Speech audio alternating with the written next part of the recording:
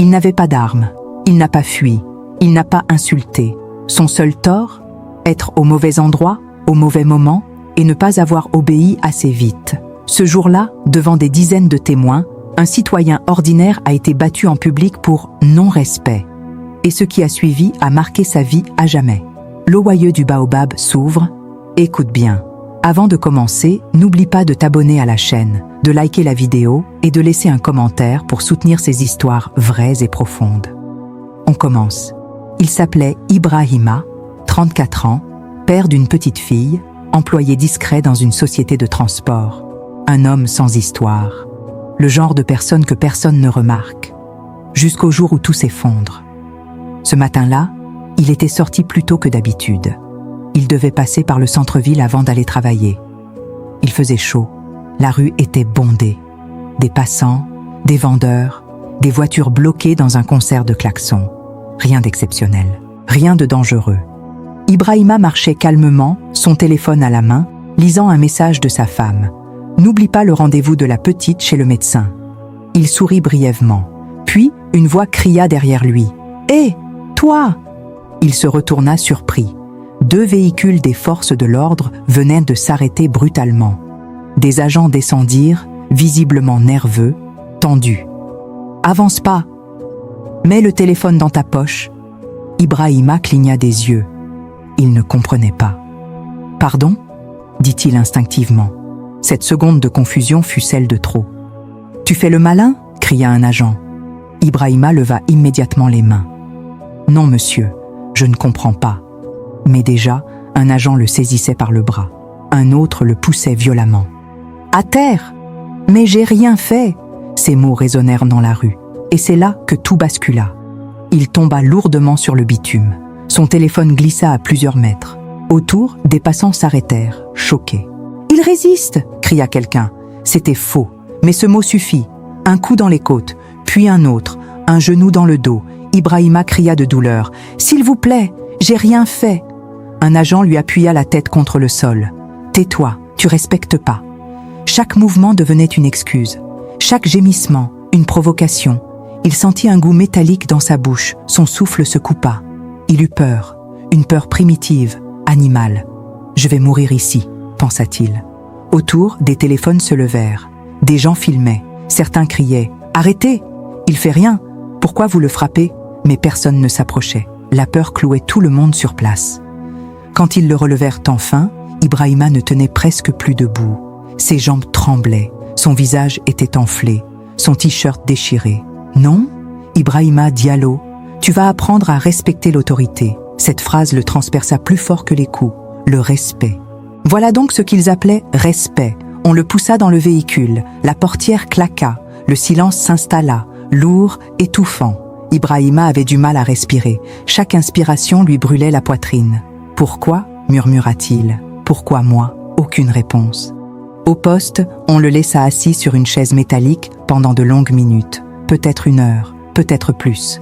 Il saignait légèrement au coin de la lèvre. Son poignet lui faisait mal, son dos aussi. Mais personne ne regardait ses blessures. Motif d'interpellation, non-respect des consignes, lut un agent. Ibrahima leva la tête, abasourdi. « Mais je n'ai pas désobéi. Tu contestes ?» Il se tut immédiatement. Il comprit alors une chose terrible, sa parole ne valait rien ici. Quand on le relâcha enfin, sans excuse, sans explication, il faisait presque nuit. Il marcha lentement, comme un homme ivre de douleur. Dans la rue, certaines personnes le reconnurent. « C'est lui ? Celui qui s'est fait frapper tout à l'heure ?» Il baissa la tête. La honte se mêlait à la colère, à l'incompréhension, à la peur. Il rentra chez lui tard. Sa femme ouvrit la porte. « Ibrahima, mon Dieu, qu'est-ce qui t'est arrivé ?» Elle posa les yeux sur son visage, tuméfié. Sa fille accourut, puis s'arrêta net en le voyant. « Papa !» Cette voix brisa quelque chose en lui. Il ne répondit pas. Il s'effondra sur une chaise. « Ils m'ont frappé », murmura-t-il, devant tout le monde, pour rien. Sa femme porta une main à sa bouche. « Tu vas porter plainte. » Il secoua la tête. « Contre qui ?» Le silence s'installa. Cette nuit-là, Ibrahima ne dormit pas.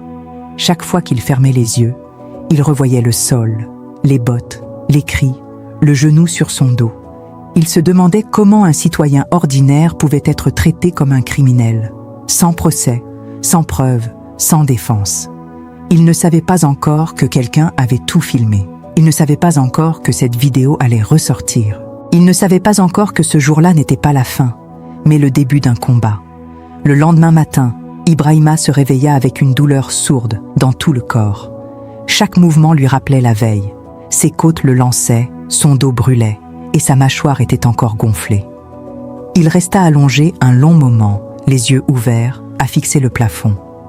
La maison était silencieuse. Sa femme avait emmené leur fille à l'école sans le réveiller. Il inspira profondément et grimaça aussitôt. « Ils m'ont presque tué », murmura-t-il. Mais ce qui lui faisait le plus mal n'était pas physique. C'était cette sensation d'injustice totale, cette impression d'avoir été effacé en tant qu'être humain. Dans la salle de bain, il se regarda dans le miroir. Il eut du mal à se reconnaître. Un hématome violet s'étendait le long de sa joue. Sa lèvre était fendue. Son regard avait changé. Il n'y avait plus seulement de la fatigue. Il y avait de la peur, une peur profonde, enracinée. Et s'il revenait, et s'y parlait aggravait tout. Il se lava lentement, chaque geste mesuré. Puis il s'assit dans le salon, incapable de se préparer pour le travail. Son téléphone vibra. Un message d'un numéro inconnu. « Frère, on a tout filmé. » Son cœur s'arrêta net. Il resta figé, relut le message plusieurs fois. Puis, un deuxième arriva. La vidéo circule déjà. Ses mains se mirent à trembler. « Quelle vidéo ?» murmura-t-il. 1 heure plus tard, son téléphone n'arrêtait plus de vibrer. Messages, appels, notifications. Un collègue, un cousin, un ami d'enfance. « Ibrahima, c'est toi sur la vidéo ? On te voit par terre. Pourquoi ils t'ont fait ça ?» Il n'avait pas la force de répondre. Sa femme rentra plus tôt que prévu. Elle posa son sac, le regard inquiet. « Ibrahima, tout le monde m'appelle. Il y a une vidéo qui tourne sur les réseaux. » Elle lui tendit son téléphone. Il hésita, puis regarda. Les images étaient floues, tremblantes, mais on le voyait clairement. À terre, les mains levées, les coups. Il entendit sa propre voix crier « J'ai rien fait !» Il ferma les yeux brutalement. « Éteins ça, s'il te plaît. » Sa femme posa le téléphone. « Ils n'avaient pas le droit, dit-elle, la voix brisée. Tout le monde le voit. »« Justement, » répondit-il faiblement, « tout le monde le voit. » La honte monta comme une vague. « On va porter plainte, » dit-elle avec fermeté. Ibrahima secoua la tête. « Tu ne comprends pas. Ils ont des collègues, des supérieurs, des protections. » Il baissa la voix. « Et moi, j'ai quoi ?» Dans l'après-midi, un journaliste appela, puis un autre, puis une association. « Monsieur Diallo, accepteriez-vous de témoigner ? Votre histoire choque beaucoup de monde. C'est important de parler. » Chaque appel était une pression supplémentaire. Ibrahima se sentait pris au piège. S'il parlait, il devenait un symbole. S'il se taisait, il redevenait invisible. Il se souvenait des paroles de l'agent « Tu vas apprendre à respecter ». Un frisson le parcourut. « Et si je parlais » murmura-t-il, « et qu'il me fasse payer plus tard ?»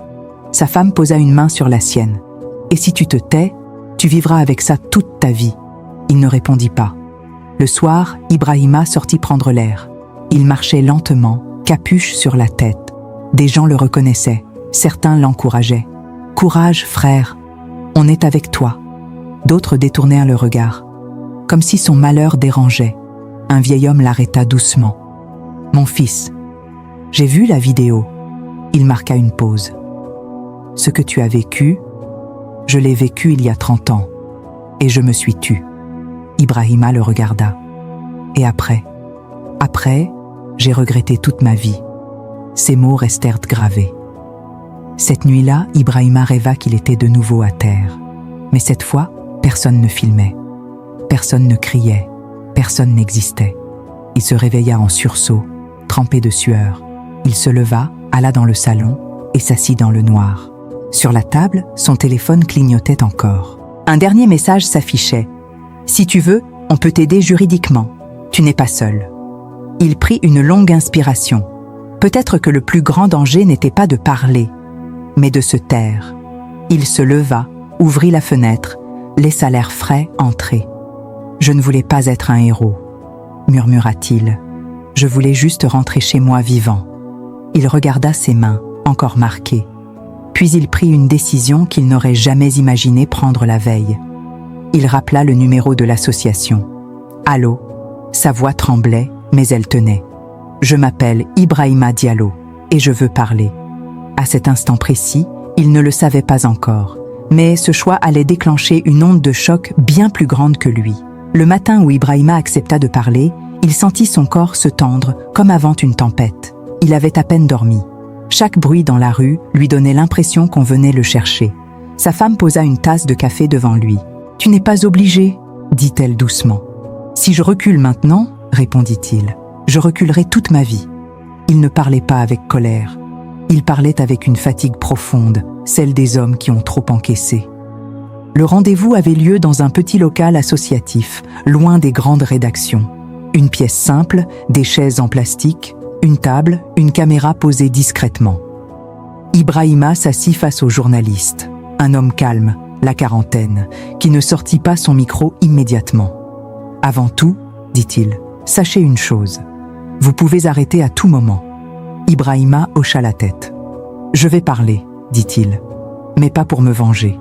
Pour dire ce qui s'est passé, rien de plus. » La caméra s'alluma. « Pouvez-vous nous raconter ce jour-là » Ibrahima inspira profondément. « Je marchais. Je n'avais rien fait. On m'a crié dessus. J'ai mis quelques secondes à comprendre. Et ces secondes ont suffi pour qu'on me jette à terre. » Sa voix tremblait, mais il continua. « Je n'ai pas résisté. Je n'ai pas insulté. J'ai supplié et on m'a frappé. » Le journaliste ne l'interrompit pas. « Ce qui m'a le plus détruit, poursuivit Ibrahima, ce n'est pas la douleur. C'est quand on m'a dit que je manquais de respect. Comme si ma simple existence était une provocation. » Il baissa les yeux. « J'ai compris ce jour-là que certains corps sont toujours suspects, même quand ils obéissent. » Un silence lourd remplit la pièce. La caméra continuait de tourner. La vidéo fut mise en ligne le soir même. Elle dura moins de 5 minutes, mais elle explosa. Des milliers de partages, des commentaires par centaines. Certains soutenaient Ibrahima, d'autres le remettaient en cause. On ne voit pas tout. Il devait bien avoir fait quelque chose. Les forces de l'ordre ne frappent pas sans raison. Ces phrases le frappaient comme des coups invisibles. « Il n'était pas là », murmura-t-il en lisant. « Il n'était pas là. » Le lendemain, la version officielle tomba. Un communiqué sec, impersonnel. Les agents sont intervenus face à un individu au comportement hostile refusant d'obtempérer. Une enquête interne est en cours. Ibrahima relut la phrase plusieurs fois. Comportement hostile. Il eut un rire nerveux. C'est moi l'hostile ? Sa femme serra les poings. Ils mentent. Non, répondit-il calmement. Ils se protègent. Au travail, on lui demanda de rester chez lui, quelques jours. Officiellement pour se reposer. Officieusement pour éviter les vagues. Un collègue l'appela discrètement. « Frère, fais attention. On dit que tu cherches des problèmes. Je cherche juste la vérité. La vérité coûte cher. » Ces mots résonnèrent longtemps. Dans la rue, les regards avaient changé. Certains l'applaudissaient, d'autres le fixaient avec méfiance. Il était devenu un visage, un symbole, et cela lui faisait peur. Un soir, alors qu'il rentrait, une voiture ralentit près de lui. La vitre s'abaissa légèrement. « Tu ferais mieux de te calmer », lança une voix avant de repartir. Ibrahima resta figé sur le trottoir. Sa respiration s'accéléra. « Est-ce que ça commence ?» pensa-t-il. Il appela l'association. « On m'a menacé », dit-il simplement. La voix au bout du fil resta calme. « C'est malheureusement fréquent. Mais vous n'êtes pas seul, on documente tout. Chaque appel, chaque message. Et si ça va trop loin ? » Un silence. « Alors ce ne sera plus seulement votre histoire. » Les jours suivants, la pression monta encore. Un responsable local passa à la télévision. Il faut faire confiance aux institutions. La vidéo ne montre qu'un angle partiel. La présomption d'innocence vaut pour tout le monde. Ibrahima regardait l'écran, amer. « Moi aussi j'ai droit à la présomption d'innocence », murmura-t-il. mais personne ne me l'a donné. La nuit, les cauchemars revenaient, le sol, les bottes, les cris. Il se réveillait en sueur, le cœur battant. Sa fille entra un matin dans la chambre. « Mon papa, pourquoi les gens disent des choses méchantes sur toi à la télé ?» Il s'agenouilla devant elle. « Parce que dire la vérité dérange parfois, » répondit-il doucement. « Mais tu as fait quelque chose de mal ? » ?»« Non. Et c'est pour ça que je parle. » Elle le serra fort. Un soir, l'association lui annonça une nouvelle importante. La vidéo originale, en haute qualité, a été récupérée. On y voit clairement que vous avez les mains levées et qu'aucune menace n'existe. Ibrahima ferma les yeux. Donc, je ne suis pas fou. Non, répondit la voix. Vous avez été violenté. Et maintenant, on peut le prouver.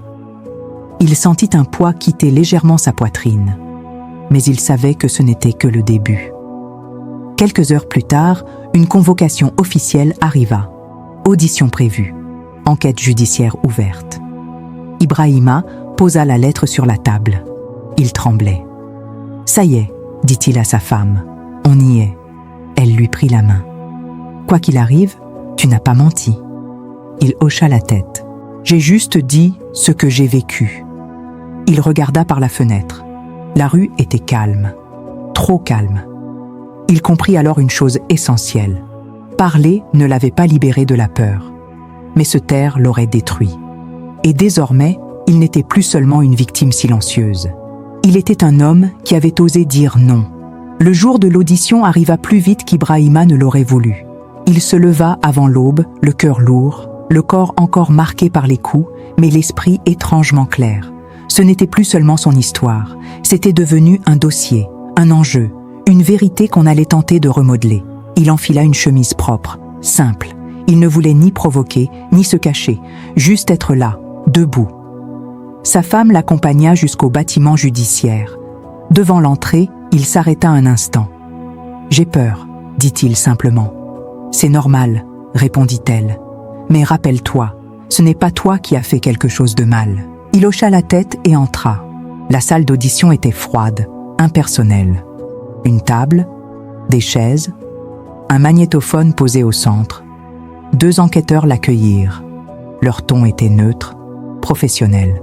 « Monsieur Diallo, nous allons reprendre les faits chronologiquement. » Ibrahima inspira profondément. « Je suis prêt. » Il raconta tout, encore une fois. La rue, la confusion, la seconde de trop, les mains levées, la chute, les coups, la phrase « Tu respectes pas ». Il n'exagérait pas. Il n'ajoutait rien. Il se contentait de dire ce qu'il avait vécu. L'un des enquêteurs leva les yeux. « Vous confirmez que vous n'avez pas résisté ?»« Je confirme. »« Que vous n'avez insulté personne ?» ?»« Je confirme. » Ils prirent note. Puis vint le moment qu'ils redoutaient. « Nous allons maintenant vous montrer la version officielle rédigée par les agents. » Un document glissa sur la table. Ibrahima le lut lentement. Individu nerveux, gestes brusques, refus d'obtempérer, attitude provocatrice.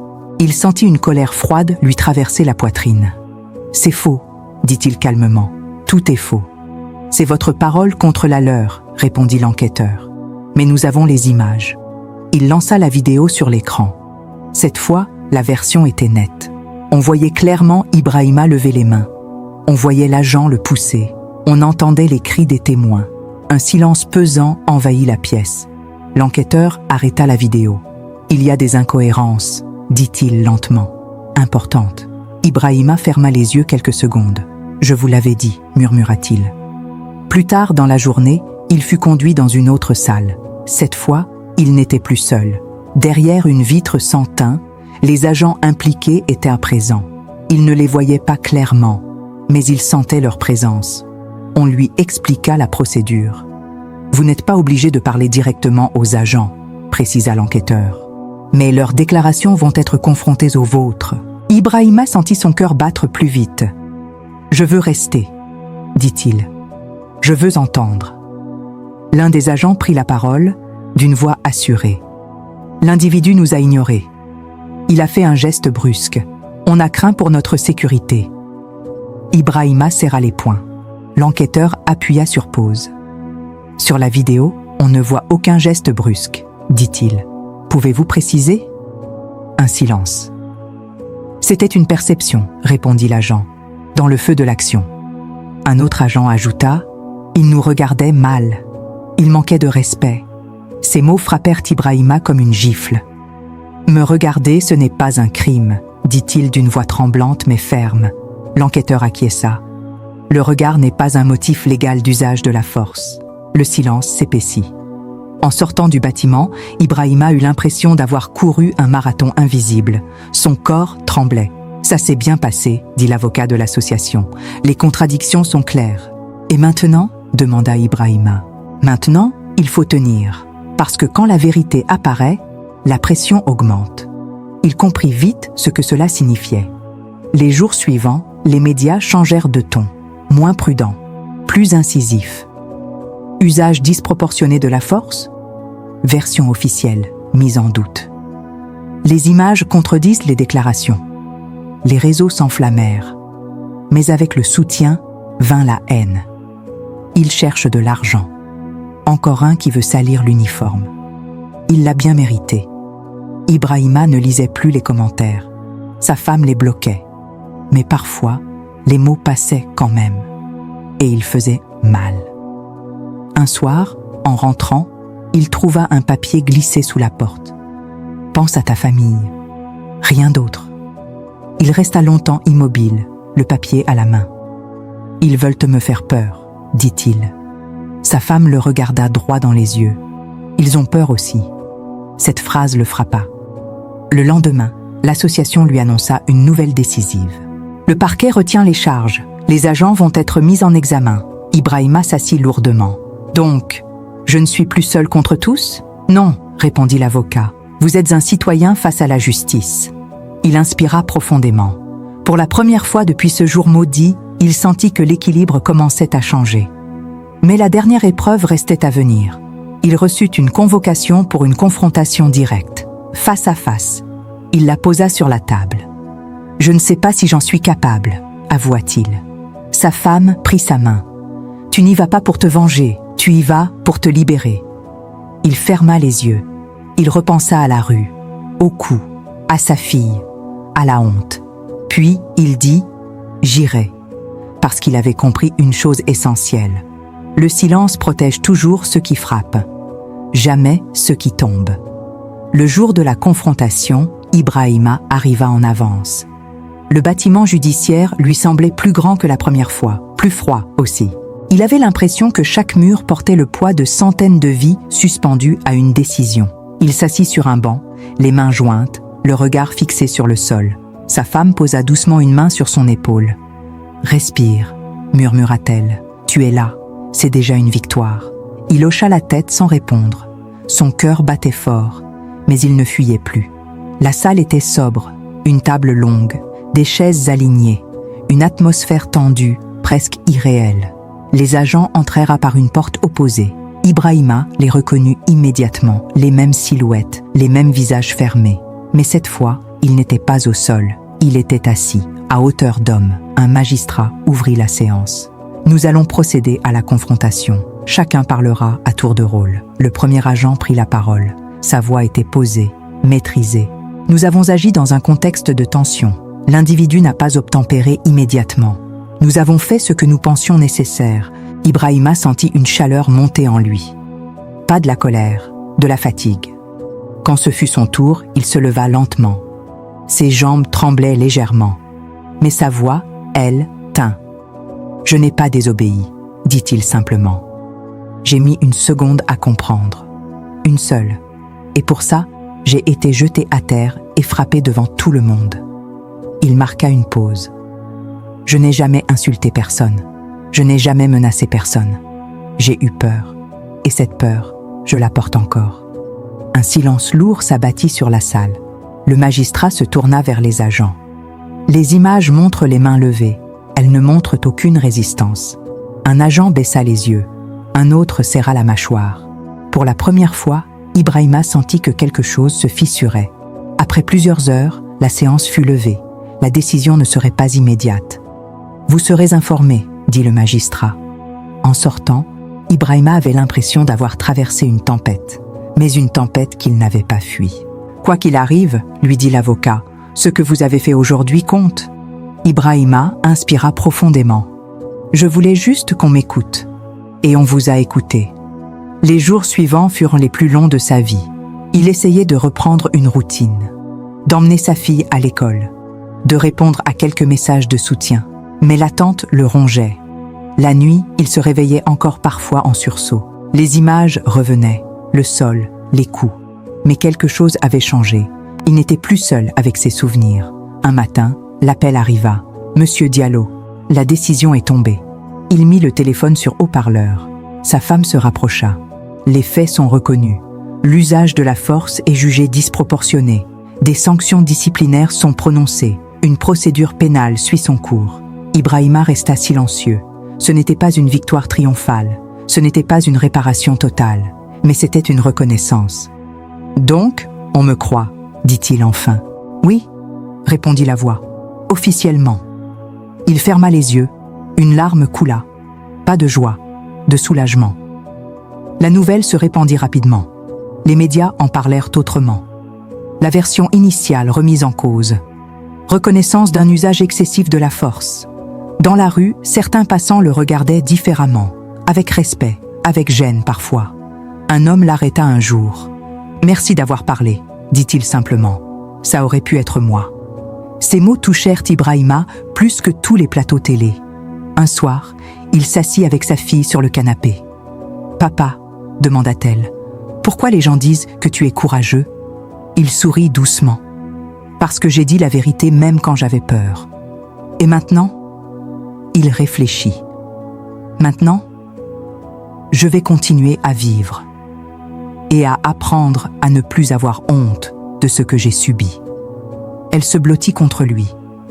Ibrahima ne devint pas militant. Il ne chercha pas la lumière. Il refusa même plusieurs invitations. Mais il accepta une chose. Parler, parfois, à d'autres. Dans des réunions discrètes, dans des associations. Des gens comme lui, des citoyens ordinaires. « Je ne suis pas un héros », leur disait-il. « Je suis juste quelqu'un qui a refusé de se taire. » Et à chaque fois, il voyait dans leurs yeux la même chose. La peur et l'espoir. Un matin, il repassa par la rue où tout avait commencé. Il s'arrêta un instant. Le bitume était le même. La ville continuait de vivre. Mais lui avait changé. Il n'était plus seulement un homme battu en public. Il était un homme qui avait tenu. Il leva la tête et murmura « Je suis encore là ». Et cette phrase, simple, était devenue sa victoire. La dignité d'un être humain ne devrait jamais dépendre de la rapidité avec laquelle il obéit. Le silence protège toujours les abus, jamais les victimes. Dire la vérité peut coûter cher, mais se taire coûte souvent toute une vie. La peur n'est pas un signe de faiblesse, c'est la preuve que quelque chose d'injuste s'est produit. Une seule voix courageuse peut fissurer un système entier. La justice n'est pas parfaite, mais elle ne peut avancer sans ceux qui osent parler. Et rester debout après avoir été brisé est déjà une forme de victoire. Si cette histoire vous a touché, n'oubliez pas de vous abonner, de liker la vidéo et de laisser un commentaire. À la prochaine.